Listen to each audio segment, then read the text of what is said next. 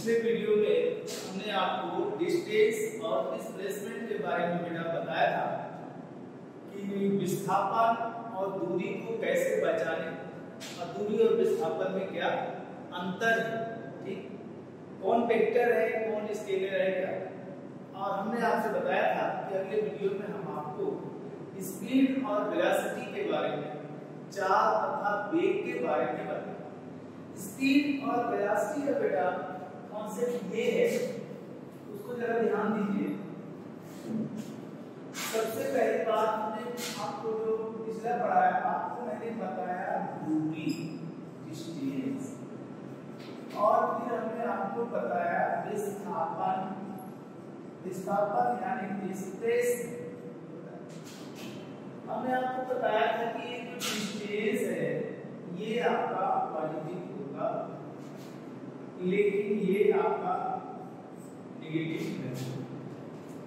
इस वीडियो में बताया कि पॉजिटिव भी हो सकता है और नेगेटिव भी हो सकता है। इसके अलावा जब हम किसी वस्तु की स्थिति के बारे में देखते हैं कि वह वस्तु विराम की अवस्था में है या गति की अवस्था में, तो उसमें हमने एक भौतिक राशि को किस सापेक्ष देखा था, और वो था टाइम। समय के सापेक्ष किसी वस्तु की स्थिति में क्या अंतर होगा, समय के सापेक्ष किसी वस्तु की स्थिति में क्या अंतर होगा, यही हम लोगों ने डिस्कस किया। तो अगर किसी वस्तु की दूरी या विस्थापन के बारे में गणना किया जाए और वो भी समय के रिस्पेक्ट में, समय के सापेक्ष, कि वो समय के साथ कितनी दूरी तय कर रहा है या कितना डिस्प्लेसमेंट। तो सबसे पहले हम लेते हैं बेटा स्पीड, चाल। चाल क्या होती है उसको, चाल का मतलब हुआ कि किसी गतिमान वस्तु के द्वारा, किसी गतिमान वस्तु के द्वारा एकांक समय में तय की गई दूरी, एकांक समय में तय की गई जो दूरी होती है उसी को हम क्या कहते हैं, चाल। किसी गतिमान वस्तु द्वारा एकांक समय में तय की गई दूरी चाल। यानी सबसे पहला है चाल, और चाल का मतलब हुआ तय की गई दूरी और समय का अनुपात, यानी क्या, समय, ये कहलाता है चाल। चाल बराबर दूरी बटे समय। किसी गतिमान वस्तु के द्वारा पर यूनिट टाइम में जो डिस्टेंस कवर करता है, एकांक समय में जो दूरी तय करता है, वही उसकी चाल है। इसको हम v से डिनोट करेंगे, तो v अब तय की गई डिस्टेंस या जो दूरी है वो डेल्टा s मान लो, और जो समय लगा वो डेल्टा t। तो ये हो गया चाल बराबर दूरी बटे समय। अब रही बात इसका, तो सबसे पहले पूछा जाता है कि स्पीड स्केलर है या वेक्टर, चाल अदिश राशि है या सदिश राशि है ना। तो चाल जो है स्पीड, उसको प्रदर्शित करने के लिए परिमाण की जरूरत होती है, लेकिन दिशा की जरूरत। एक बाइक, एक कार, एक बस जा रही, कैसे जा रही, कैसे जा रही है, पता चला 100 kilometre per hour, 60 kilometre per hour, 40 kilometre per hour, यानी 1 घंटे में वह 40 किलोमीटर जाए, 1 घंटे में 60 किलोमीटर जाए, 100 किलोमीटर जाए। ये उसकी क्या हुई बेटा, स्पीड। लेकिन कहाँ जा रहा है, किस डायरेक्शन में जा रहा है, इसको बताने की जरूरत। इसका मतलब पूछा जाए कि चाल कौन सी राशि होती है, स्केलर या वेक्टर, सदिश या अदिश राशि होती है, तो आपका जवाब होगा कि चाल अदिश राशि होती है। उसको प्रदर्शित करने के लिए परिमाण की आवश्यकता पड़ती है, दिशा की आवश्यकता नहीं। आगे इसका यूनिट मात्रक क्या होगा? देखिए इसका मात्रक डिस्टेंस का मूल मात्रक क्या होगा भाई? मीटर, और समय है तो इसका क्या होगा? सेकंड। यानी चाल का जो मात्रक होगा, यूनिट होगा, वो होगा मीटर पर सेकंड, मीटर प्रति सेकंड। अब रही बात ये कि जैसे मान लीजिए कि एक कार है और वो मान लीजिए 2 घंटे में 120 किलोमीटर जा रहा, तो टाइम कितना है? 2 आवर, और डिस्टेंस कितना है? 120 किलोमीटर। तो स्पीड क्या होगी? तो आप delta S by delta T यानी 120 बाई किलोमीटर पर सही है। ये स्पीड चाल जब भी होगी तो वो क्या होगी? पॉजिटिव में होगी। क्या स्पीड निगेटिव हो सकती है? चाल निगेटिव हो सकती है, माइनस में हो सकती है, -60 किलोमीटर पर आवर या -40 किलोमीटर पर आवर स्पीड हो सकता है। तो नहीं, स्पीड में डायरेक्शन है, सिर्फ मैग्नीट्यूड है। तो चाहे हमसे दूर जा रहा हो और चाहे वो हमारी ओर वापस आ रहा, दोनों कंडीशन में जो मैग्नीट्यूड होगा वही होगा, यानी पॉजिटिव ही रहेगा, निगेटिव हो नहीं सकता। यानी स्पीड कभी निगेटिव नहीं, हमेशा क्या होगी? अब रही बात, अगर चाल हो गया, चाल के बारे में हम लोग समझ गए, चाल किस राशि होती है? इसका मात्रक मीटर पर सेकेंड होता है, और इसका डायमेंशनल फार्मूला अगर आप देखें तो भाई मीटर पर सेकेंड होता है, तो L बाई T होगा, यानी L T माइनस 1। दूसरी चाल तो अब बात आती है कि जब हम लोग चल रहे होते हैं कार से, बस से, ट्रेन से, तो क्या उसकी जो स्पीड होती है वो हमेशा एक समान रहती है या बदलती है? जवाब होगा सर बदलती रहती है। कभी ब्रेक लगता है, कभी एक्सीलरेटर लगता है, कभी हम जाम में फंसे होते हैं, कभी खाली सड़क होती है, हाईवे पर होते हैं, चौराहे पर होते हैं, सिग्नल नहीं होता। तो इसका मतलब है कि उसकी स्पीड भी बदलती है। अब कहने का मतलब अगर कोई व्यक्ति 100 किलोमीटर पर आवर की रफ्तार से जा रहा है, स्पीड से जा रहा है 100 किलोमीटर प्रति घंटे, तो 200 किलोमीटर की दूरी तय करने में उसको कितना टाइम लगेगा? 100 किलोमीटर प्रति घंटे की चाल से जा रहा है, तो ऐसे में 2 घंटे में वो 200 किलोमीटर पहुंच जाएगा। लेकिन अगर उसको प्रैक्टिकली 200 किलोमीटर बाय रोड जाना हो, तो क्या वो 2 घंटे में 200 किलोमीटर कवर कर पाएगा? नहीं कर पाएगा, क्योंकि कभी भीड़ होगी, कहीं सिग्नल नहीं होगा, कहीं कोई समस्या होगा, है ना? तो आपकी जो चाल होती है वो बदलती है। ऐसे में हम लोग स्पीड लेते हैं, स्पीड के अलावा हम लोग क्या करते हैं? एवरेज स्पीड, औसत चाल। तो जब हम एवरेज स्पीड लेंगे, औसत चाल, औसत चाल का क्या मतलब होता है? औसत चाल का मतलब होता है कि व्यक्ति अपनी यात्रा के दौरान पहले घंटे में कितना डिस्टेंस कवर किया, दूसरे में कितना कवर किया, तीसरे में कितना कवर किया, या जितना भी समय लिया गया है उन एक यूनिट पर वो कितना डिस्टेंस कवर किया, वो हम लेते हैं। और फिर फाइनली क्या हुआ कि टोटल कितना डिस्टेंस कवर किया और उसको कवर करने में कितना टाइम लगा, वो एवरेज स्पीड जो होती है, जो औसत चाल होती है, उसका मतलब होता है कुल दूरी और बटे कुल सम।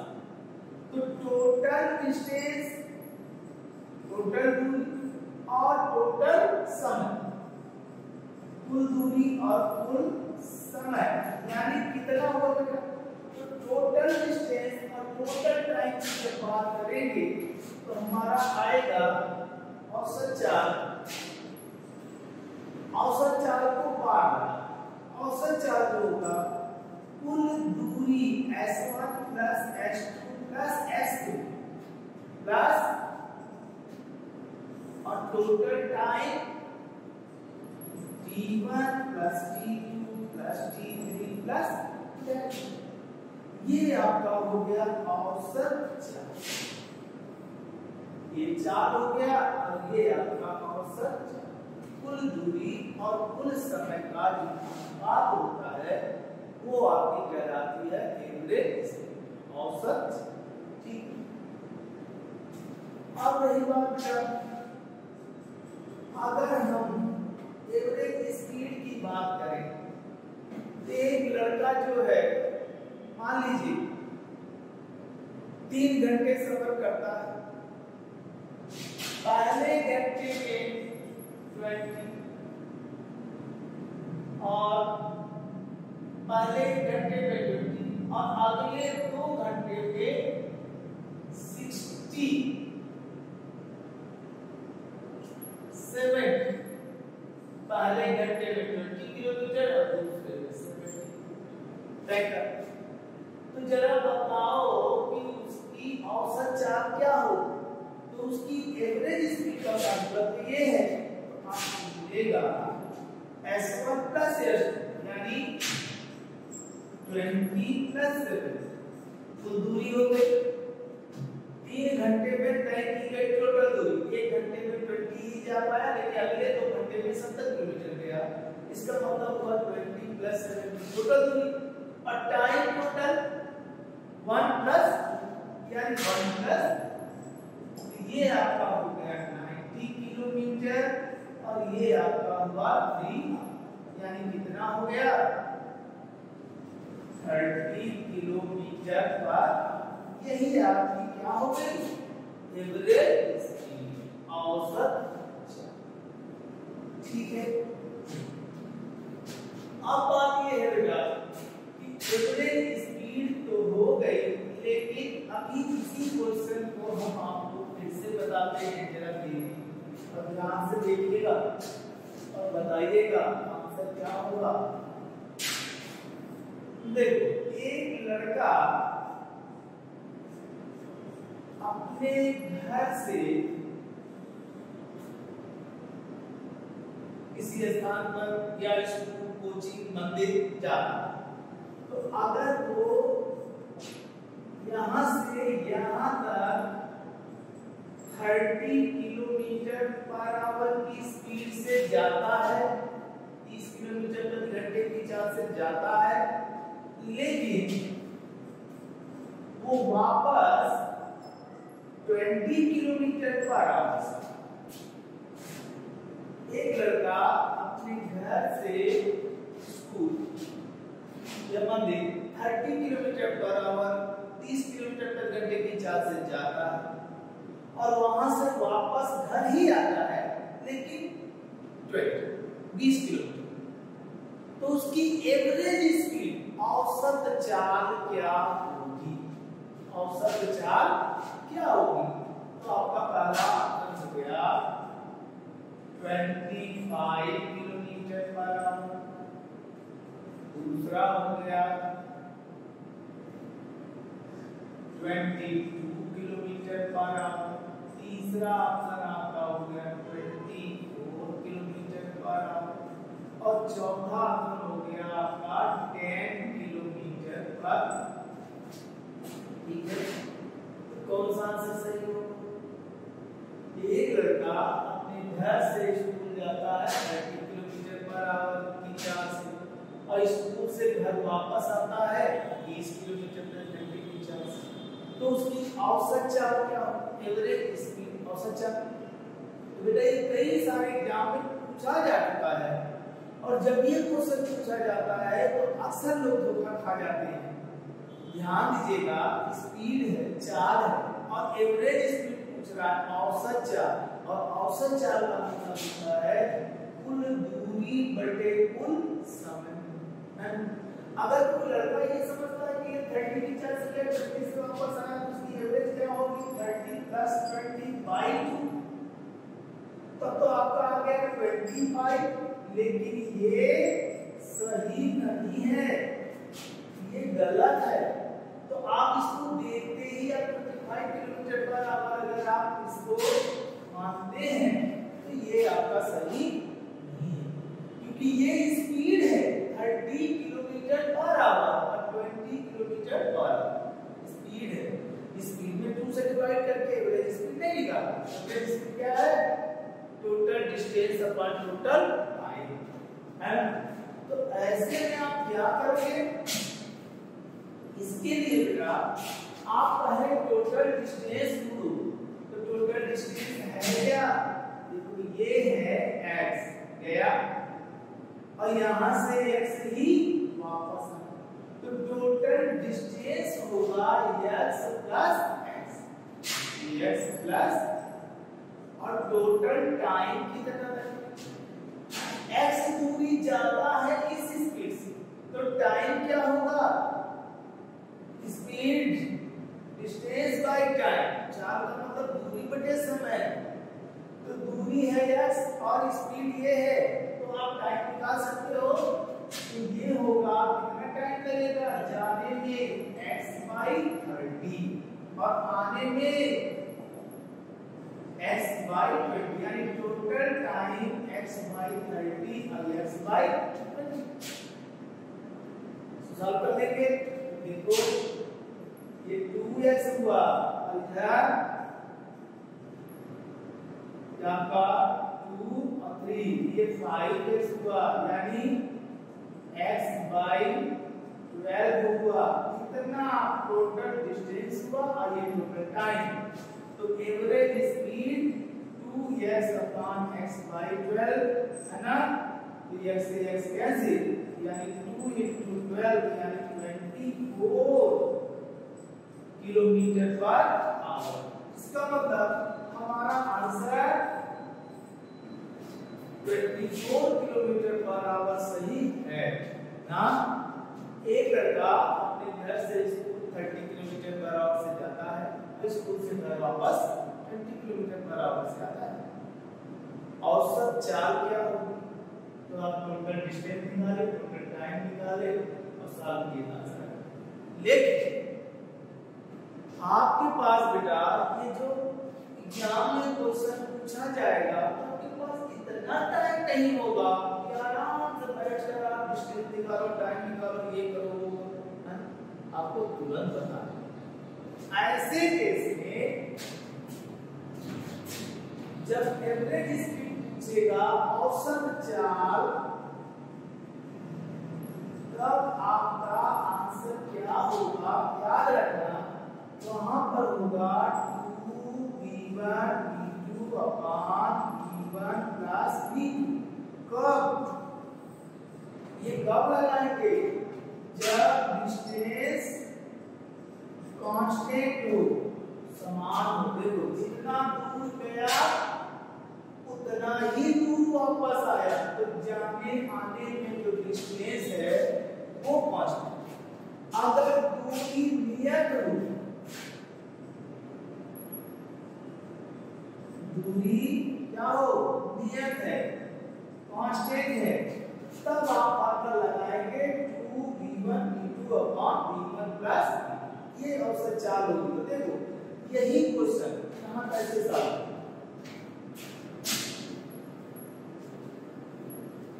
तो यहां हमारा फार्मूला है 2v1 v2 upon v1 plus, हो गया।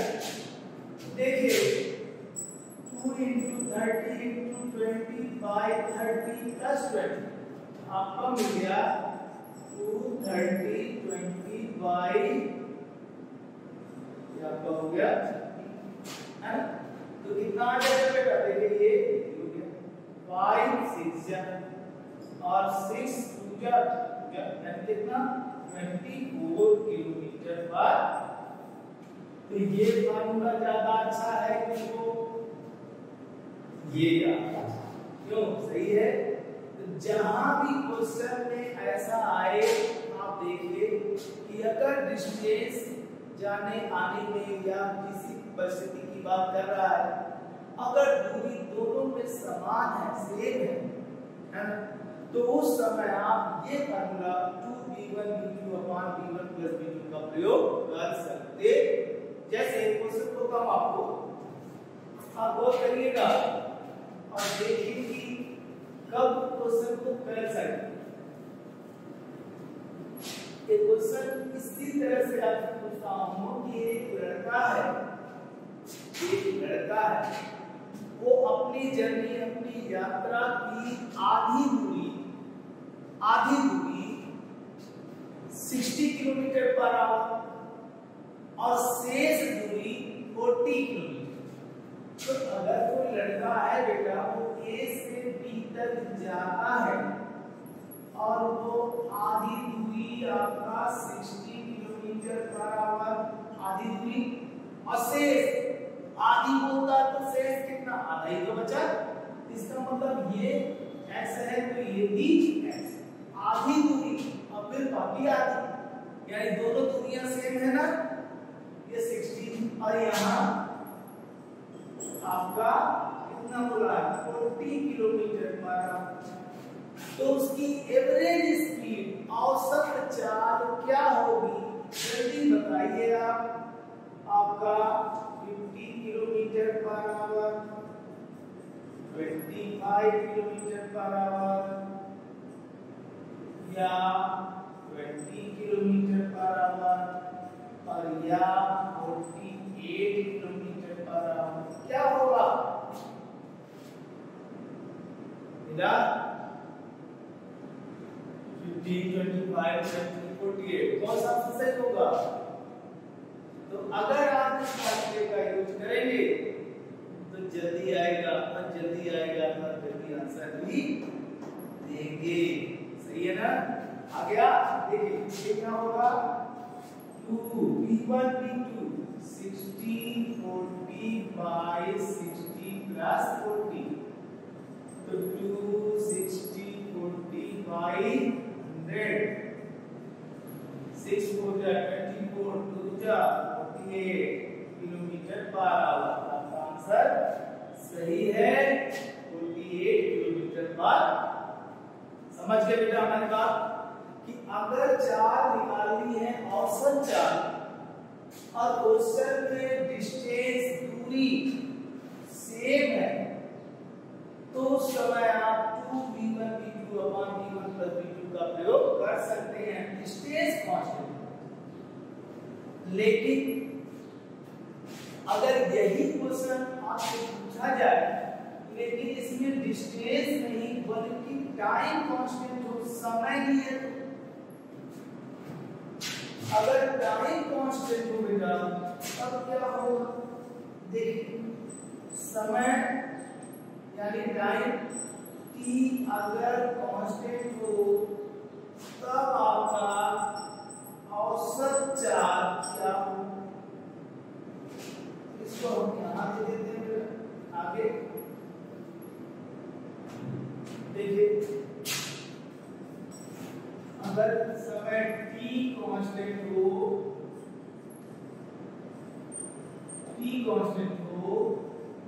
तो औसत चाल जो होगी वो v1 plus v2 by t है। और फिर से जो हमने पहला क्वेश्चन पूछा था उसको दोबारा पूछा। ध्यान दीजिए, एक लड़का अपने घर से 30 किलोमीटर पर आवर की रफ्तार से जा रहा है ना, याद है पहला क्वेश्चन, मंदिर जा रहा था, स्कूल जा रहा था, और 20 किलोमीटर पर आवर से वापस आया। लेकिन प्रश्न बदलना, एक लड़का अपने घर से स्कूल जाता है लेकिन वो आधे समय तक 30 किलोमीटर पर आवर और अगले आधे समय तक 20 किलोमीटर पर आवर की रफ्तार से जाता है, स्पीड से जाता है। तो औसत चाल क्या होगी? तो यहाँ पर जो होगी औसत चाल वो होगी 30 प्लस 20/2, यानी आपका होगा 50/2, यानी 25 किलोमीटर पर। समझ में आया? पिछले और इसमें क्या अंतर है? हमारा 24 आ रहा था, वहां आपका 25 आया था, हमने कहा था गलत है, 24 सही है। अब इसमें अगर आप 24 निकालते हो तो हम बोल रहे हैं कि नहीं 25 सही। तो आपको समझ में आ गया होगा कि कब हमें 25 बताना है और कब हमें 24 बताना। अगर डिस्टेंस कांस्टेंट है, दूरी कांस्टेंट है, नियत है, तो आपका आंसर इससे आएगा 2v1 v2 v1 plus v2 से, और 24 आएगा। अब अगर टाइम कांस्टेंट समय, तब आपका आंसर 25 किलोमीटर पर आवर होगा। तो इसका मतलब हमारा औसत चाल में ये दो फार्मूले हमको याद रखने पड़ेंगे। ठीक है, चाल समय, मात्रा मीटर पर सेकंड, कौन सी राशि है? अदिश राशि है। बीमा क्या होती है? L/-1 होती है। औसत चाल क्या होता है? टोटल डिस्टेंस, टोटल टाइम, कुल दूरी, कुल समय। औसत चाल क्या होगी?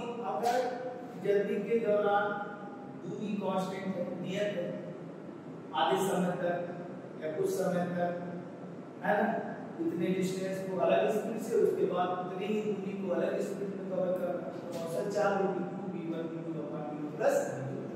ओके, अगर टाइम कांस्टेंट है तो आपका होगा औसत चाल v1 प्लस v2। क्लियर हुआ? अब आते हैं हम, एक होता है बेटा तात्क्षणिक, तात्कालिक। ये क्या होता है? अगर आपका समय अति सूक्ष्म है, डेल्टा t टेंड्स टू 0, तो उस समय जो स्पीड होगी v वो कही जाएगी limit delta t tends to 0, और ये होगा डेल्टा s अपॉन डेल्टा, या ये तात्कालिक या तात्क्षणिक चाल होती। क्लियर? यानी अगर कोई क्वेश्चन आपको मिलता है तो अगर डिस्प्लेसमेंट का अगर इक्वेशन है और उसको टाइम के रिस्पेक्ट में अगर आप उसका डिफरेंशिएशन कर देते हो तो उस समय वो आपको इसकी वेलोसिटी बता दे। क्लियर है? तो चाल हो गया बेटा। अब बात आती है वेलोसिटी, वेग। वेग क्या होता है? वेलोसिटी। इसमें दूरी था, डिस्टेंस था, समय था, और वेलोसिटी का मतलब वेग होता है, और वेलोसिटी डिस्टेंस से नहीं बल्कि डिस्प्लेसमेंट से बनेगा, और डिस्प्लेसमेंट विस्थापन जो होता है वो वेक्टर क्वांटिटी होती है, सदिश राशि होती है ना सदिश राशि। तो वेग क्या होगा? वेग का मतलब अगर कोई गतिमान वस्तु गति कर रहा है, तो एकांक समय में वो किसी निश्चित दिशा में कितनी दूरी तय करे, किसी निश्चित दिशा में, यानी एकांक समय में तय किया गया डिस्प्लेसमेंट, विस्थापन क्या होगा, डिस्प्लेसमेंट क्या होगा, विस्थापन क्या होगा, वो उसकी वेलोसिटी, वेग कहलाता है। तो वेलोसिटी या वेग का मतलब होगा, वेग का मतलब होगा डिस्प्लेसमेंट यानी विस्थापन और समय कार्य से, यानी v = delta s by delta t। कहोगे सर सेम है, लेकिन यहाँ वेक्टर, जब वेक्टर लग जाता है तो वो प्रदर्शित करता है कि परिमाण मैग्नीट्यूड के साथ डायरेक्शन का भी ख्याल रखना है, दिशा का भी ख्याल रखना है ना। तो ये वेलोसिटी वेग हुआ और ये डिस्प्लेसमेंट होगा, और यहाँ क्या हुआ? टाइम। इसका यूनिट क्या होगा? वही होगा मीटर पर सेकंड। डायरेक्शनल फार्मूला क्या होगा? वही होगा LP-1, LP-1 होगा। सही है? लेकिन वहां पे आपने बताया था कि स्पीड पॉजिटिव हो सकती है लेकिन नेगेटिव नहीं होगी, ऋणात्मक नहीं होगी, लेकिन वेलोसिटी ये पॉजिटिव भी हो सकता है, जीरो भी हो सकता है और माइनस भी हो सकता है। कहने का मतलब अगर कोई वस्तु आगे जा रहा है ए से बी की ओर तो ये V1 पॉजिटिव होगा, लेकिन अगर वो वापस आने लगा इसी से तो यही क्या होगा, नेगेटिव में होगा। जब रिटर्न हो रहा है तो नेगेटिव होगा, दूर जा रहा है तो पॉजिटिव, पास कर रहा है। यानी ये पॉजिटिव भी हो सकता है, नेगेटिव भी हो सकता है, जीरो भी हो सकता है। जैसे डिस्प्लेसमेंट विस्थापन पॉजिटिव भी हो सकता है, नेगेटिव भी हो सकता है, जीरो भी हो सकता है। दूरी हो सकता है, डिस्टेंस हो सकता है नेगेटिव, दूरी ऋणात्मक नहीं, इसीलिए चार्ज ऋणात्मक नहीं हो सकता, विस्थापन ऋणात्मक हो सकता है, इसीलिए वेलोसिटी भी ऋणात्मक। क्लियर हो रहा है? अब यहां पर भी बेटा आता है पहला औसत वेग। तो औसत वेग क्या होगा? औसत वेग का मतलब हुआ कि टोटल डिस्प्लेसमेंट और उसमें लगा न कि डिस्टेंस, कुल विस्थापन और कुल समय। तो टोटल जो विस्थापन होगा वो कितना होगा, डिस्प्लेसमेंट और टाइम का रेशियो। तो जो डिस्प्लेसमेंट होगा बेटा वो S1, S2, S3 वेक्टर, लेकिन वेक्टर, और टाइम जो होगा वो T1 plus T2 plus T3, ये आपका है ना। औसत वेग की बात हुई, औसत वेग में तो S1 plus S2 plus S3 और T1 प्लस T2 प्लस कुल विस्थापन और घंटे में कुल। एक क्वेश्चन पूछा गया था आपके एमबीए में, पिछली बार ही पूछा गया था, है ना। आगे एक लड़का जो है, एक लड़का 2 घंटे में, नंबर कुछ भी ले लेते हैं, एक लड़का 2 घंटे में 50 किलोमीटर जाता, 2 घंटे में 50 किलोमीटर जाता है, तथा अगले 2 घंटे में, अगले 2 घंटे में या अगले 1 घंटे में वो वापस लौटा, वापस लौटा। तो औसत वेग क्या हो, एवरेज वेलोसिटी क्या हो, ना कि स्पीड, औसत वेग। जब औसत वेग के बारे में पूछा तो क्या होगा, तो देखिए 2 घंटे में वो 50 किलोमीटर दूर गया और अगले घंटे में वो वापस आ गया, तो 50 किलोमीटर ही तो वापस आया। तो अब नहीं बात, हमको एवरेज स्पीड निकालनी होती तो हम क्या करते, 50 प्लस 50 कुल दूरी हो जाती, और टाइम तो 2 प्लस 1 तो 100/3 हो जाता। लेकिन अगर चाल पूछा गया होता, औसत चाल 2, लेकिन उसमें पूछा गया औसत वेग बताओ, velocity, average velocity, average velocity होगी तो ये दूर जा रहा है, ये वापस आ रहा है, तो यहाँ माइनस, तो ये कितना होगा 0/3, कितना, समझ में आ गया। यानी गया दूर और फिर वापस आ गया, कितना दूर गया उतना वापस आ गया, तो डिस्प्लेसमेंट उसका विस्थापन 0 होगा, और जब विस्थापन 0 हो जाएगा तो उसकी एवरेज वेलोसिटी भी 0 हो जाएगी। ठीक है, इसका मतलब औसत वेग। तो किसी ने बेटा 0 ऑप्शन दिया और किसी ने एवरेज स्पीड निकाल दिया, उन्होंने कह दिया 100/3 कर दिया, है ना। तो चूक ऐसे ही होगी। आपको पढ़ते समय ध्यान रखना होगा, एवरेज स्पीड पूछ रहा है कि एवरेज वेलोसिटी, औसत चाल है या औसत विस्थापन पूछा जा रहा है या। चलिए आगे बढ़ते हैं। अब रही बात औसत वेग जो है। अब मेरे पास वेलोसिटी शब्द जब आएगी बेटा तो दो तरह का वेग या चाल होती है। एक होती है एक समान और एक होती है असमान, यूनिफॉर्म और नॉन यूनिफॉर्म।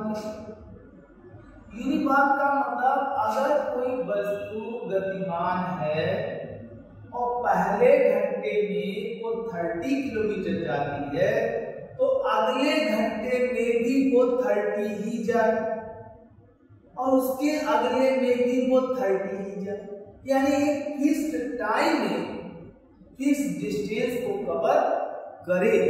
एक समान समय में एक समान दूरी को कवर करती चली जाए, इसका मतलब है कि वो एक समान चाल से जाए या एक समान समय में एक निश्चित विस्थापन को कवर कर रही है, तो वह एक समान वेग कहलाए होगा। लेकिन अगर वो पहले घंटे में 30 और दूसरे में 40 और तीसरे में 100, यानी उसी टाइम का ड्यूरेशन वही है लेकिन डिस्टेंस कभी कम कभी ज्यादा कम, इसका मतलब है वो नॉन असमान चाल, नॉन यूनिफॉर्म वेलोसिटी। आप लोग पढ़ाई करते हो तो जब आप लोग पढ़ते हो तो टाइम टेबल बना रखा होगा ना पढ़ने के लिए, हमको इतने बजे से इंग्लिश पढ़ना है, मैथ पढ़ना है, इतना ये करना होगा, वो करना है, इंग्लिश पढ़ना है। ओके, आप बताओ जब आप पढ़ते हो तो आपकी जो तैयारी होती है वो यूनिफॉर्म होती है कि नॉन यूनिफॉर्म? कभी कभी मूड अच्छा होता है तो सुबह ही नहा धो के बैठ गए और लग गए। संडे के बाद मंडे है, आज से टाइम टेबल लागू हुआ है तो मंडे का टाइम टेबल अच्छा है, लग गया 4-6 घंटे 8 घंटे पढ़ लिए, अच्छा लगा। अगले दिन फिर आपने वही प्रयास किया लेकिन 8 के बजाय 6, अगले दिन 4, अगले दिन गायब, फिर अगले मंडे। इसका मतलब आपकी स्किल कैसी है? यूनिफॉर्म नॉन यूनिफॉर्म, कभी कम कभी ज्यादा, फिर चलो नहीं, आप उसको निरंतर बनाया रहो बेटा, है ना, यूनिफॉर्म बना लो एक समान पर डे, है ना। तो ठीक है, इसमें हम आते हैं कि अगर एक समान असमान की बात हुई, अगर यूनिफॉर्म वेलोसिटी है, इसका मतलब है कि उसके वेग में कभी कोई परिवर्तन नहीं होगा, वेलोसिटी चेंज नहीं होगी। हर एक घंटे में 30 किलोमीटर, अगले घंटे में भी 30, तो 30 किलोमीटर पर आवर की रफ्तार से चलती रहेगी। तो अगर आप जानते हो कि वस्तु के वेग में परिवर्तन कैसे हो, वेलोसिटी चेंज करने का कारण क्या होता है? स्पीड नहीं, वेलोसिटी को चेंज करने का कारण होता है एक्सीलरेशन, त्वरण। त्वरण किसी वस्तु के वेग को परिवर्तित करता है, कहने का मतलब एक्सीलरेशन त्वरण उसके वेग को बढ़ा सकता है पर सेकेंड या उसके वेलोसिटी को घटा सकता है। वेग बढ़ा भी सकता है, घटा भी सकता है, क्योंकि एक्सीलरेशन दो टाइप का होता है, पॉजिटिव होता है, नेगेटिव, है ना।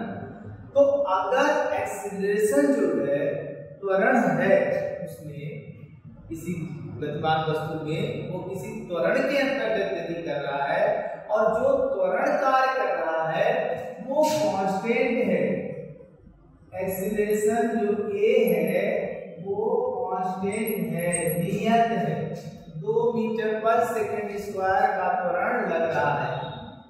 तो 2 मीटर पर सेकंड स्क्वायर का त्वरण लग रहा है तो कांस्टेंट बना हुआ है, तो उस समय औसत वेग क्या होगा? औसत वेग होगा, अगर उसका प्रारंभिक वेग u है और तो मान लीजिए कुछ समय बाद उसका अंतिम वेग v है, इनिशियल u और फाइनल v, प्रारंभिक वेग u और अंतिम वेग, तो उसकी एवरेज वेलोसिटी औसत वेग क्या होगा? तो यहाँ पर बेटा जो औसत वेग होगा वो u प्लस v/2 होगा। औसत वेग एवरेज वेलोसिटी होगी u प्लस v/2, क्लियर हुआ? त्वरण कांस्टेंट होगा, त्वरण नियत त्वरण से गति कर रही है तो प्रारंभिक वेग और अंतिम वेग दिया हो तो average velocity u plus v by 2। चौथी बात क्या है? अगर ये त्वरण कांस्टेंट नहीं, कभी a1 कभी a2 कभी a3, इसका मतलब है कि कभी 1 मीटर पर सेकंड, कभी 2 मीटर पर सेकंड, कभी 3 मीटर पर सेकंड। आप बाइक चलाते, कार चलाते, कैसे चलाते? कभी एक्सीलरेटर फुल, कभी ब्रेक, कभी क्लच, कभी स्पीड बढ़ाते हो, कभी घटाते हो, कभी अचानक से देखना, पता ही नहीं चलता कब पॉजिटिव कब नेगेटिव कब कांस्टेंट होगा। अगर एक्सीलरेशन कांस्टेंट नहीं है तो उस समय औसत वेग क्या होगा? उस समय औसत वेग जो वेलोसिटी होगी वो होगा, पता चला जब a1 एक्सीलरेशन रहा तो उस समय वेलोसिटी v1, जब a2 था तो v2 और जब a3 था तो v3, है ना? इस समय एवरेज वेलोसिटी तो देखना बेटा v1 t plus v2 t v3 t upon t1 plus t2 plus t3, यानी t1 समय के लिए जब वेग v1 था, t2 के लिए v2 था, t3 समय के लिए v3 वेलोसिटी थी, तो उस समय जो एवरेज वेलोसिटी होगी वो v1 t1 plus v2 t2 plus v3 t3 by t1 plus t2 plus t3 होगा। क्यों? क्योंकि v1 और t1 वेलोसिटी इनटू टाइम, जो डिस्प्लेसमेंट टाइम, तो v1 t1 आपका क्या होगा? s1, अब v2 t2 s2, v3 t3 आ जाएगा, तो ये आपका टोटल आ जाएगा डिस्प्लेसमेंट, इधर नीचे आ जाएगा टोटल टाइम। क्लियर हो रहा है? तो औसत चाल और औसत वेग आपको मिल गया, और इसमें आपको देखिए वेग क्या होगा, मात्रा क्या होगा, डायमेंशन फार्मूला, एवरेज वेलोसिटी, जब एक्सीलरेशन कांस्टेंट हो तो क्या होगा, और अगर कांस्टेंट ना हो। क्लियर हो गया? यहाँ भी एक लास्ट, अगर समय अति सूक्ष्म है, डेल्टा टी टेंड्स टू 0 है, तो जो वेलोसिटी होगी वो limit delta T tends to 0 और delta S by delta T, यानी आपको मिलेगा ds बाई 0। इसका मतलब क्या है कि अगर कभी कोई इक्वेशन आपको कह दिया कि डिस्प्लेसमेंट इक्वेशन उसका है मान लीजिए 2p² प्लस 3p प्लस 5, तो वेलोसिटी क्या होगा? तो वेलोसिटी आपका हो जाएगा v ds बाई, तो आप इसका डिफरेंशिएशन कर देंगे और सॉल्व कर देंगे, आंसर हो जाएगा। कर देंगे तो देखो 2 × 2 4t और 3 × 1 प्लस 0, तो आपको मिला 4t प्लस। कहता है किसी पर्टिकुलर टाइम पर इनिशियल वेलोसिटी क्या होगा, तो क्या करेंगे यहाँ t 0 रख देंगे तो प्रारंभिक वेग आ जाएगा, है कि नहीं? कहता है 1 सेकंड पर तो 1 रखेंगे, 2 सेकंड पर 2 रखेंगे, 3 सेकंड। क्लियर हो गया? तो ये हो गया बेटा आपका स्पीड और ठीक, डिस्टेंस हो गया, डिस्प्लेसमेंट हो गया, स्पीड हो गई और वेलोसिटी, दूरी विस्थापन हो गया था। अब ये आपका चाल और वेग, दोनों बात समझ गए। अब हम लोग पढ़ेंगे एक्सीलरेशन, त्वरण क्या होता है। तो त्वरण और उससे संबंधित जो स्ट्रेट लाइन या प्रोजेक्टाइल या सर्कुलर या रोटेशनल, ये जो वेलोसिटी है उसके बारे में भी जिक्र होगी। तो पहले हम लोग स्ट्रेट लाइन ले लेंगे, है ना। स्ट्रेट लाइन में हमको initial velocity, final velocity, distance, displacement, acceleration कैसे होगा, क्या होगा, उसको कर लेंगे, प्रोजेक्टाइल ले लेंगे। सर्कुलर ले लेंगे और ठीक इस तरह से स्टेप बाय स्टेप हम लोग उसको पढ़ते जाएंगे। ठीक बेटा, ओके। अगली वीडियो में हमारी मुलाकात होगी, उसमें आपको एक्सप्रेशन है ना स्टार्ट।